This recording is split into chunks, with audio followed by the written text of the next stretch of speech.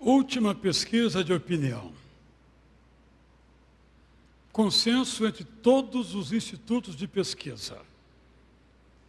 O livro mais amado da Bíblia são os Salmos. E agora, os institutos de pesquisa trazem uma outra notícia em primeira mão. Dos Salmos, o mais querido é o 23. Quem aqui nasceu na igreja aprendeu desde muito cedo, pelo menos o verso 1. O 2 e o 3 a gente mistura um pouquinho na memória. O 4 a gente lembra bem e o 6 também. Estou falando aqui da minha própria experiência. Então, todos aprendemos. O Senhor é o meu pastor, nada me faltará. Temos algumas variações nas versões, mas esse salmo nos percorre desde quando foi composto, possivelmente aí no século X, antes da era cristã, portanto, há 3 milênios. Quero fazer um breve discurso aqui, pastor Sócrates, que quanto mais eu leio a Bíblia, sobretudo, no caso, nesse momento, o Antigo Testamento, eu estou fazendo a paráfrase de Isaías, amanhã devo terminar Isaías, eu observo quanto o mundo inteiro tem perdido por esse livro estar na Bíblia. Espero que estejam captando o que eu quero dizer. Por estar na Bíblia é só de crente para ler. Mas beleza não tem nem crente, não nem crente, é beleza. E o livro de Isaías é uma coisa assim, sem trocadilhos, do outro mundo, claro, inspirado por Deus, só podia ser do outro mundo. É extraordinariamente bonito. E ele é tão belo. Quando foi composto esse livro, no século VIII, antes de Cristo, e tão belo hoje, tantos séculos, 2 milênios e pouco depois. É uma riqueza. Também lamento que entre nós crentes percamos muito. Se eu perguntar aqui, você lembra de Isaías, vão falar Isaías 6, Isaías 9, Mensageiro do Rei vai lembrar lá o Levante Resplandece, o 40 no seu finalzinho, os jovens cantam, mas são 66 capítulos. É uma riqueza, uma beleza, promessas magníficas, advertências extraordinárias. Só peguei um livro para dizer que há salmos, a maioria dos salmos está no livro dos Salmos. Mas há salmos por toda a Bíblia, inclusive, como já mencionei, no livro de Isaías, que o salmo é um cântico cuja melodia não foi preservada, porque não havia aí a musicografia, o registro, como não havia, ficou na memória auditiva e se perdeu. Mas as pessoas cantavam essas músicas, menos no templo, pouco na sinagoga e muito mais quando iam. O grande culto dos hebreus era andante. Eles iam para o templo de Jerusalém ou para a sinagoga cantando, eles iam em famílias, em grupos. Lembra lá quando Jesus se perde? Eles estavam juntos indo para a Páscoa e se perderam ali. Esses eram cantados assim, mas nós, como eu mencionei, não temos as suas melodias. Assim são os salmos praticamente todos, é o nosso cantor cristão, ou o nosso inário para o culto cristão. O que fazer com os salmos? Memorizá-los é magnífico. Também orar os salmos. O que é orar os salmos? É pegar esse salmo e dizer, é tudo que eu estou precisando, é tudo que eu estou sentindo, é tudo o que eu quero orar agora, meu Deus. Eu pego esse salmo e oro como se fosse a minha oração. Porque o propósito desse salmo registrado aqui é exatamente para isso, ser o livro das nossas orações. É claro que devemos orar do nosso jeito, evidentemente, mas também já temos uma oração pronta. Não temos que repetir necessariamente, mas pegar a mesma ideia ou até mesmo repetir e dizê-la ao nosso Deus. Mas o salmo também é para nós meditarmos nele. Essa palavra meditação está um pouco alterada em nossa cultura, mas Os Salmos são um dos primeiros, talvez o primeiro livro de meditações, ou o livro da meditação. Na Bíblia, gente, essas descobertas, porque meditar faz bem para a saúde mental, está na Bíblia. Não é? Nós sabemos disso. Então, meditar o Salmo é pegar um Salmo, por exemplo, né? Ele me faz repousar em pastos verdejantes. Eu estou indo para o trabalho, cansado, já meio suadão, transporte difícil. Aí ele me faz repousar em pastos verdejantes. Não estou vendo pasto nenhum aqui, quanto mais verdejante. Mas é a promessa que está feita. Então, eu vou ter um outro relacionamento com o meu dia a dia, com o meu trabalho, com a minha dificuldade. Não é? É isso que temos que pensar, isso é meditar. Deixar que essa palavra seja parte de nós, constitua o nosso ser, seja a nossa teologia viva. É nisso que eu creio, então eu medito, eu repito e se torna o que eu sou. Isso é meditar. Então, alguns exemplos que eu mencionei do uso dos salmos. E, sobretudo, usá-los também como um modo de nos relacionarmos com o Deus eterno. Assim como aquele poeta olhava para o Deus eterno e se relacionava com ele, esse é o meu caminho. É isso que eu quero fazer. Então, no primeiro culto, eu falei do Salmo 23, verso 1, e disse na introdução o seguinte, que quero repetir aqui agora. Há promessas na Bíblia que são promessas incondicionais. Se eu obedecer, se eu não obedecer, Deus faz do mesmo jeito. O amor dele por nós é incondicional. Se você o ama, ele ama você. Se você não ama, ele ama você. É incondicional. Mas há promessas que são condicionais. Por exemplo, mencionei o Apocalipse 3:20. Eis que estou à porta e bato. Se, é a condição, você abrir, eu entro. Mas se não abrir, eu bato. Até você abrir. Graças a Deus nós abrimos. Espero que você também tenha aberto. O Salmo 23, no meu entendimento, aceitando a sua contestação, ele é um salmo condicional. Ou seja, o Deus eterno não é o pastor de todos. É o pastor de todos que desejam ser pastoreados, que aceitam esse pastoreio. Ele está pronto para ser o nosso pastor. Nós queremos, desejamos, aceitamos, então ele é o nosso pastor. Então essas promessas se cumprem na medida em que ele é o nosso pastor, porque eu o aceito, nós o aceitamos como nosso pastor. É nesse sentido que estou mencionando que é uma promessa condicional. Os versos 2 e 3 que veremos agora narram a experiência do poeta de uma jornada com o Deus eterno. Então, se ele estiver na jornada conosco, 1, 2, 3. Se ele não estiver, essa promessa não se realiza. Eu coloquei uma imagem ali que vai ser repetida agora, de quando esse salmo foi pela primeira vez tornado público em português. Ele foi traduzido aí por volta do ano 1680, mas só foi publicado em português, que é a primeira edição da tradução da Bíblia de João Ferreira de Almeida, foi em 1681, mas só o Novo Testamento. A Bíblia completa só apareceu em 1819, essa que está aí. Psalmo, olha como escrevia Salmo, né? Psalmo de Davi, o P foi morrendo, né? Em todas as palavras da nossa língua. Jeová é meu pastor, nada me faltará. Por que Jeová? Porque a palavra no texto original é Yahvé, transliterada como Yahvé, Jeová, ou alguma outra expressão. Não tem a palavra Senhor. Lutero, o nosso autor do Castelo Forte, quando fez a tradução em 1539, ele colocou Herr, Senhor, é o meu pastor, né?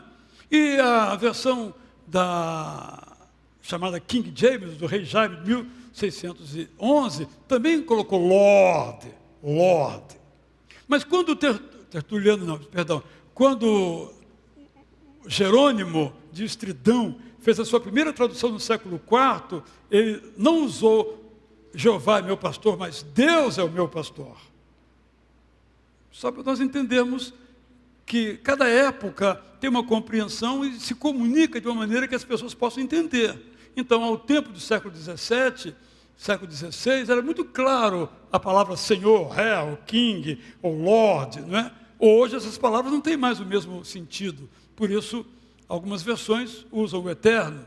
No meu caso, eu uso, na presença da palavra, a expressão o Deus eterno. Olha como Almeida traduziu os versos 2 e 3. Em pastos ervosos me fez deitar. Cheios de plantas, né, de árvores, de ervas boas, me faz deitar. Mansamente me leva a águas muito quietas. Logo essa memória vai voando assim, imaginando esses lugares bonitos, né? Refrigera minha alma, guia-me por veredas de justiça. O que é justiça na Bíblia? Eu estou plenamente convencido que justiça na Bíblia é bondade. Mas isso é um outro assunto. Então, por amor do seu nome, isto é, como sempre dizemos aqui, é um dos postulados da Reforma Protestante, nós não somos salvos porque fazemos um monte de coisa e Deus olha para nós, vou salvar você. Você caprichou, você seguiu as regras direitinho. Não. Nós sabemos que por seguir regras não chegamos lá. Mas Ele nos abençoa por amor do seu nome, isto é, por aquilo que Ele mesmo é que Ele nos abençoa. Então eu quero trazer agora linha por linha e quero trazer algumas considerações. Eu vou ler então agora na versão Prazer da Palavra. O Deus eterno me guia a lugares onde eu posso descansar. Eu mencionei no culto anterior também que há uma diferença entre, como todo mundo sabe, desejo e necessidade. Deus nos supre em nossas necessidades, não em nossos desejos. Quero me casar com um rapaz loiro, bonito, de olhos azuis. Não é uma necessidade, meninas. Ou quero me casar com uma mulher que tem uma herança fantástica que o pai vai deixar, eu vou nadar em dinheiro a vida toda. Não é uma necessidade, é um desejo. Brincadeiras à parte, só para dizer que nós misturamos um pouquinho as coisas, e a maioria de nossas orações não contém necessidades, mas desejos. Eu citei um caso pessoal, eu não sei andar de bicicleta. Eu tinha um grande desejo de ganhar uma bicicleta. E um dos meus tios, eram 11, um deles me prometeu uma bicicleta. Ele já morreu, eu estou esperando a bicicleta. Eu não sei andar de bicicleta, mas andar de bicicleta para mim não era uma necessidade. Talvez meu tio disse, eu vou dar para ele uma bicicleta, para ele cair, arrebentar tudo na rua, mole como ele é, bobo como ele é, sempre fui bobo até hoje, continuo bobo e pretendo continuar sendo. Ele não me deu. Mas digamos que eu ficasse a 5 quilômetros da escola, e para ir para a escola eu precisasse de uma bicicleta. Seria um desejo ou uma necessidade? Uma necessidade. Então, às vezes, nós misturamos um pouquinho as coisas, né? Eu não preciso de uma roupa de marca. Preciso? Eu preciso de uma roupa. Marca é um excesso. E assim eu poderia citar muitos exemplos aqui, só para estimular você a quando pedir alguma coisa a Deus, Ele supre. Desejos? Não. Porque às vezes o desejo é para o nosso próprio mal, não para o nosso próprio bem. Mas necessidade, Ele nos supre todas. E aqui Ele vai arrolando algumas dessas nossas necessidades. O Deus eterno me guia a lugares onde eu posso descansar. Todos nós precisamos de descanso. Nosso corpo não consegue ficar nesse frenesi da atividade o tempo todo. Tem hora que tem que dar uma parada. Ou os músculos se arrebentam. Daí você sabe como é que as coisas funcionam. Você se dedica, se arrebenta e te jogam fora. Você não presta mais. É o mundo real. Por isso ele diz assim, olha, o Deus eterno me guia a lugares onde eu posso descansar. Todos precisamos de descanso. É uma necessidade. E o pastor, o Deus eterno, me guia a lugares, a tempos, a oportunidades em que nós podemos descansar. Por causa da sua presença comigo, em segurança me sinto. Essa é uma necessidade universal, segurança. Tivemos recentemente uma história muito interessante de uma irmã, que talvez esteja nos ouvindo aqui à distância, em que, diante de tantas guerras, sejam urbanas, sejam internacionais, rolando no mundo, ela perguntou para sua menina de 16 anos, para você, o que é paz? O que essa palavra traz para você? E a garota respondeu, sossego. Achei tão bonito aquilo, vou até escrever um bom dia sobre isso, sossego. Aqui é todo tipo de guerra, interna, externa, sem sossego a gente não consegue. E aqui eu coloquei a palavra segurança, por causa da sua presença comigo, em segurança me sinto. Não é que as coisas mudaram, as coisas continuam perigosas, nosso mundo é perigoso, ele é hostil, mas Deus, o meu pastor está comigo, eu me sinto seguro, a despeito dos riscos, das dificuldades e dos perigos. Nós temos uma outra necessidade, é a paixão pela vida. E o texto diz que ele renova a minha vontade de viver. Pensei muito se devia dizer o que eu vou dizer agora, e nem sei se vou me arrepender depois. Mas eu vou dizer, acho que preciso dizer. Recentemente um poeta tomou a decisão de, tendo ele Alzheimer, de pôr fim à sua vida. Tendo dinheiro, tendo recursos, comprou o serviço na Suíça e foi para lá e então morreu. Morte assistida, assim chamada, existe essa lei naquele país. E ele escreveu uma carta. Nessa carta ele se despede e diz assim, como eu sou ateu, estou citando aqui, embora de cabeça, as palavras dele. Como eu sou ateu, vírgula, eu sou o único responsável pelas minhas decisões. E então tomou essa decisão. Decisão tomada por alguém que, em função de uma doença incapacitante, progressiva, como nós bem sabemos, que não valia mais a pena viver. Ele disse, antes que piore, eu quero perder a vida. Eu sou absolutamente contra esse tipo de prática. Nem acho que ele estava realmente na plenitude do seu pensamento, embora ele achasse. Não vou me alongar aqui, mas estou me referindo aqui à vontade de viver. Ele perdeu a vontade de viver. Há muitas pessoas que, em função das refregas da vida, dos dramas da existência humana, dos percalços na jornada, dos ataques de amigos e inimigos, decepções e diferentes circunstâncias, perdem a vontade de viver. Mas estando conosco, se for o nosso condutor, o nosso pastor, ele nos renova a vontade de viver. Se eu pudesse usar uma palavra um pouco irreverente, seria: Deus ama viver. Tanto é que Ele é eterno. E Ele quer que nós também amemos a vida. Ele veio em Jesus Cristo para que tenhamos uma vida transbordante. E graças a Deus, a nossa vida nunca vai acabar. Vontade de viver. É muito bom viver. É maravilhoso viver. Um dos nossos coristas, a irmã Esther, que está doente, o marido dela, o irmão Neemias, vem, ela disse, eu perguntei, como é que a senhora está? Não estou muito bem não, porque eu não estou conseguindo cantar no coro.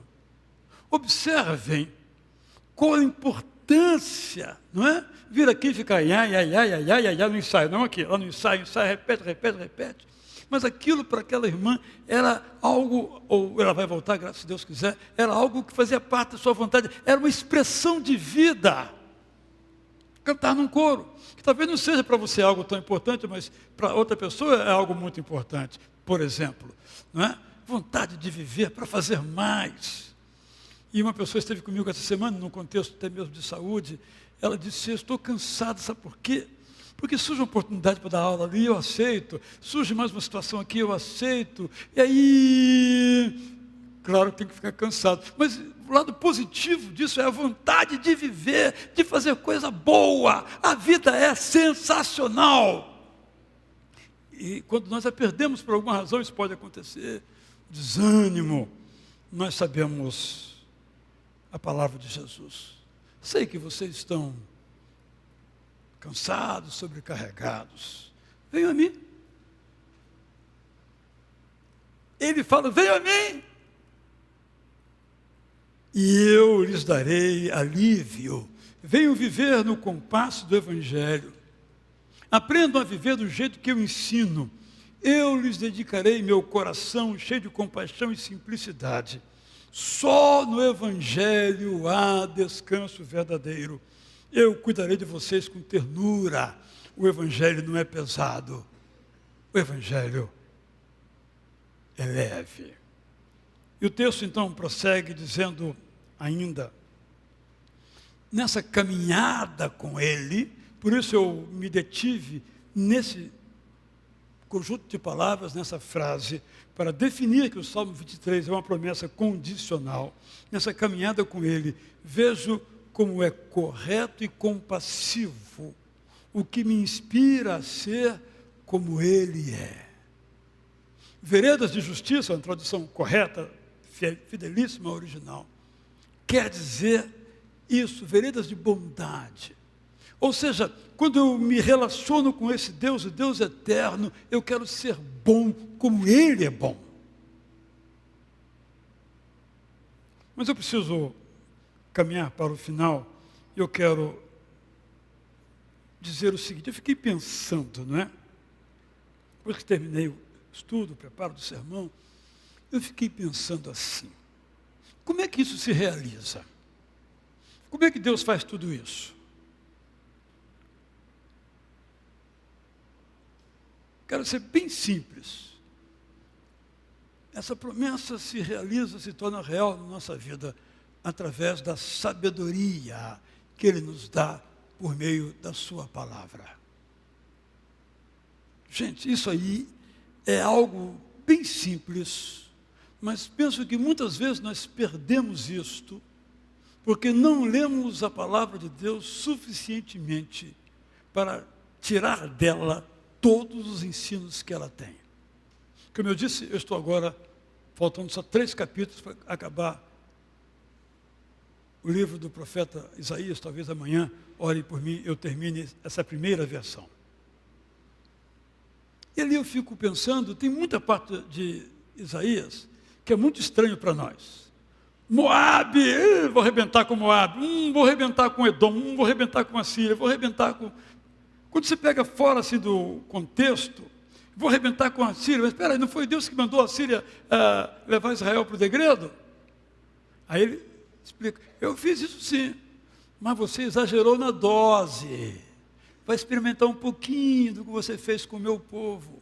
Eu só pedi para levar para o cativeiro, mas você matou, esfolou, humilhou, eu não pedi isso, só leva para o cativeiro, para ficar um pouco longe de Israel do Sul e aprenderem o que é a vida.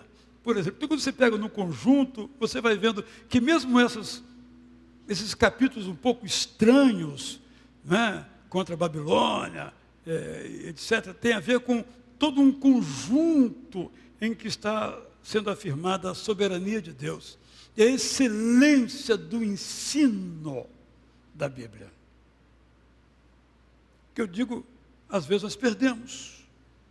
Às vezes nos contentamos com um versículozinho de Isaías, um salmo aqui, outro salmo ali, mas para todas as áreas da nossa vida, todas as áreas da nossa vida, nós temos a sabedoria divina ao nosso dispor.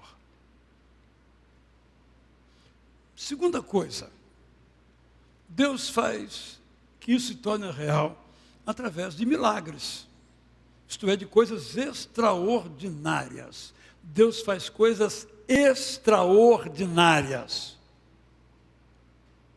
Milagres, podemos chamar assim. Intervenções do mais variado tipo nas nossas vidas. E cada um aqui poderia contar aquilo que nós chamamos na carta de coincidências.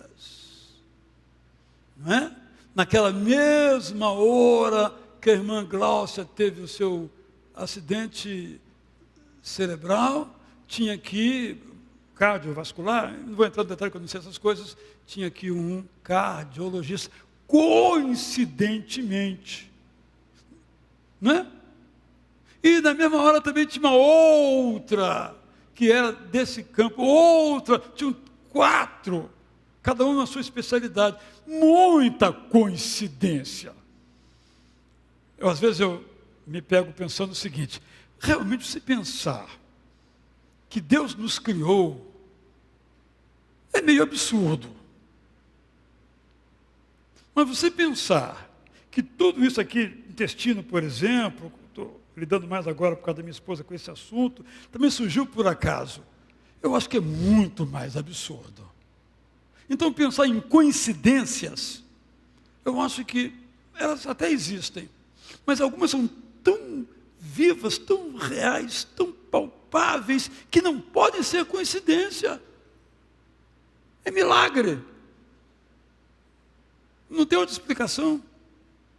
Uma coisa acontecer naquela hora, por que não 1 minuto depois, 1 minuto antes? Mas naquela hora. Ah, coincidência? Sim, é possível. Mas não é uma explicação muito racional para isso. Deus faz milagres. Mas eu quero mencionar uma terceira dimensão que eu tenho experimentado na vida pessoal, na vida da minha esposa. Deus faz o Salmo 23 ser verdadeiro através de pessoas.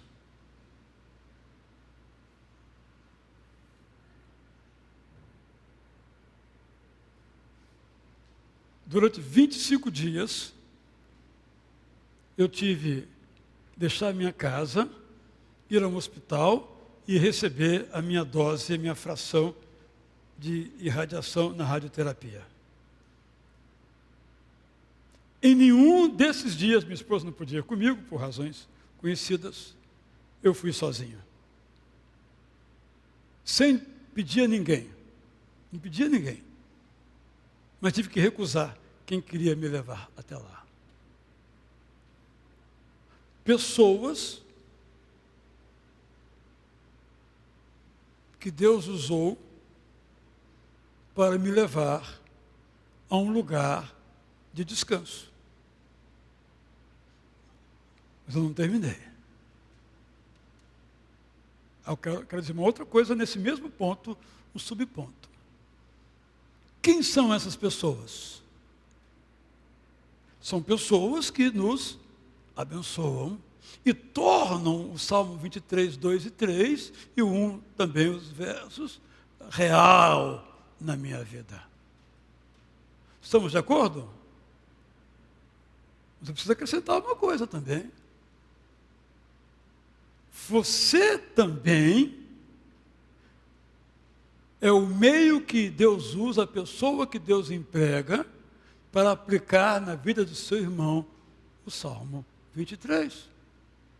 Porque eu acho que todos concordamos que Deus usa pessoas para me abençoar. Mas eu também sou usado por Deus para abençoar pessoas. Então eu gostaria que você refletisse um pouco sobre isso. De que modo Deus tem podido contar com você para ser o Salmo 23 na vida das pessoas. Nosso contexto agora tem uma enfermeira que cuida da minha esposa e periodicamente vai lá em casa. E eu me propus a pagar para ela. Ela foi sem essa perspectiva. E eu tenho pago para ela. Transfiro um valor para ela. E aí, ela me mandou uma mensagem assim dizendo, esse mês você já transferiu. Achando ela que eu tinha esquecido, né? Eu fiquei pensando sobre essa pessoa, eu escrevi um bom dia sobre isso, no qual eu digo que há relacionamentos que não foram conspurcados pelo dinheiro. Porque a maioria das nossas relações são deturpadas pelo dinheiro.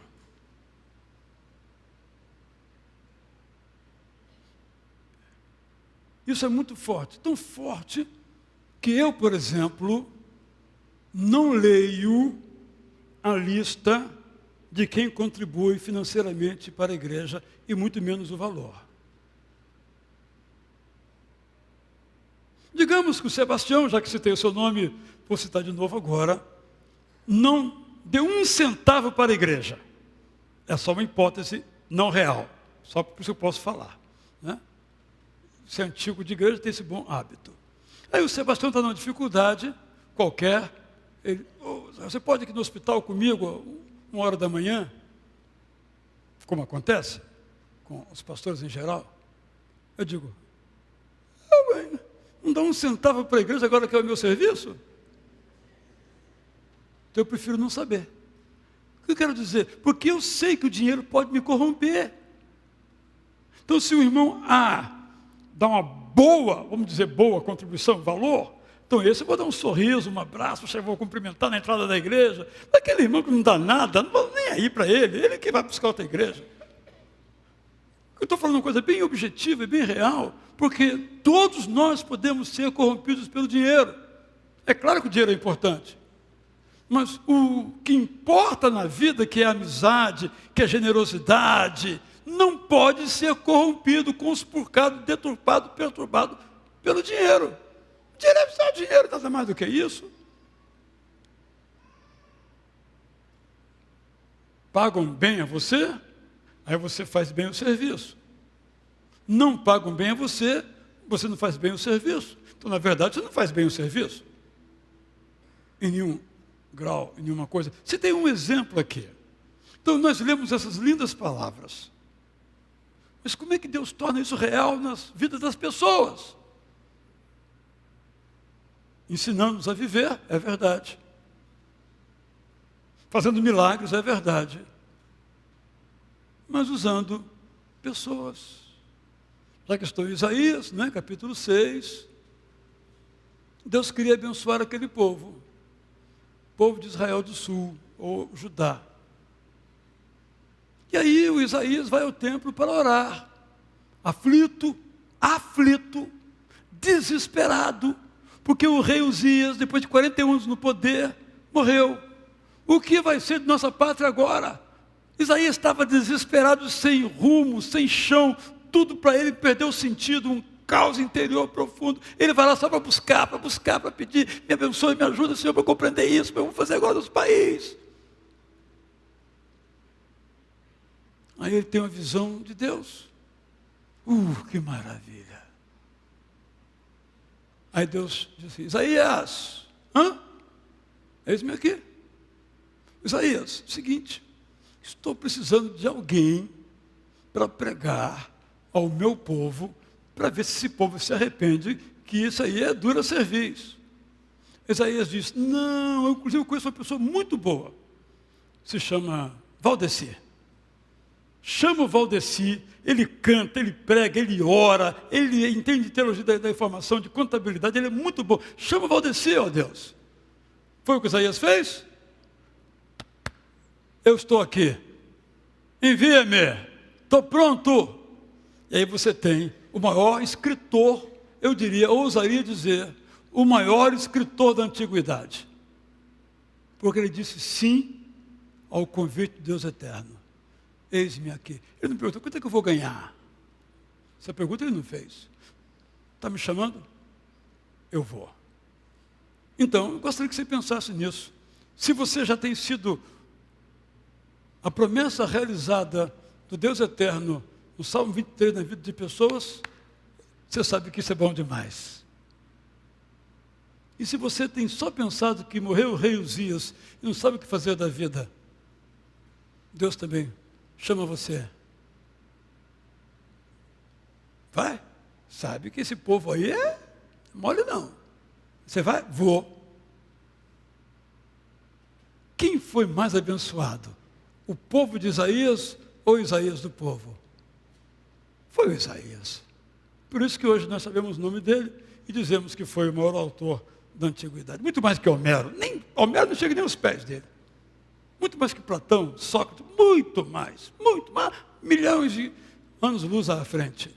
Porque alguém que se dispôs a ser instrumento de Deus para pastorear outras pessoas. Vamos então fazer a nossa oração final com a música que vamos cantar. Eu gosto muito dessa música. Uma das que eu mais gosto, devo dizer. Porque nos fala de descanso, que é o que o Deus Eterno faz conosco. Mas descanso para descansar. E depois fazer o quê? Ficar descansando. Eu tenho uma heresia para lhes falar, mas na semana que vem sobre o céu. É uma heresia. Então vocês já vão saber que é heresia e não pode sair da porta para fora. É só heresia interna. Certo? Porque nós dizemos que no céu nós vamos descansar. E depois?